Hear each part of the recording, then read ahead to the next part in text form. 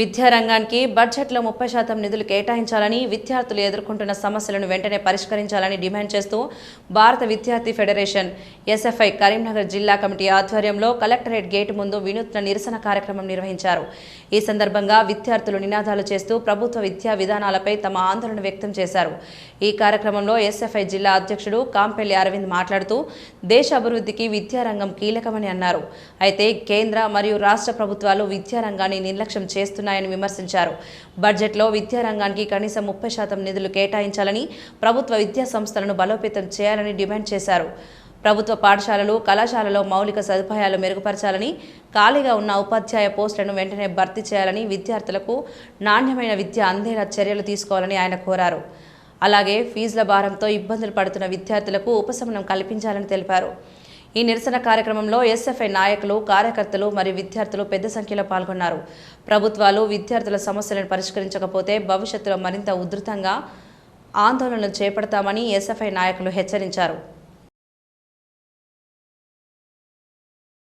SFI Karimnagar జిల్లా కమిటీగా collectorate ముందు రోజు మోకాళ్ళపైన కూర్చొని భిక్షాటన చేయడం జరుగుతుంది. ఎందుకోసం అంటే ఈ రోజుకి వెళ్ళి తెలంగాణ రాష్ట్రంలో అసెంబ్లీ సమావేశాలు జరుగుతూ ఉన్నాయి. ఈ అసెంబ్లీ సమావేశాలలో విద్యారంగానికి 30% నిధులు కేటాయించాలని చెప్పేసి ఎస్ఎఫ్ఐ డిమాండ్ చేయడం జరుగుతుంది. రాష్ట్ర వ్యాప్తంగా దాదాపు 8,000 కోట్లకు పైగా ఈరోజు విద్యార్థులకు పెండింగ్లో స్కాలర్షిప్ ఫీజు రింబర్స్మెంట్ బకాయిలు పెండింగ్లో ఉన్న పరిస్థితి ఉన్నది. వాటి తక్షణమే విడుదలయ్యాయని చెప్పేసి ఎస్ఎఫ్ఐ కమిటీ డిమాండ్ చేయడం జరుగుతుంది. అదేవిధంగా ఈరోజు రాష్ట్రంలో కనీసం విద్యాశాఖ మంత్రి లేని పరిస్థితి ఈ తెలంగాణ రాష్ట్రంలో ఉంది. విద్యారంగం ఎక్కడ వేసిన గొంగలు అక్కడే ఉన్న పరిస్థితి ఉన్నది.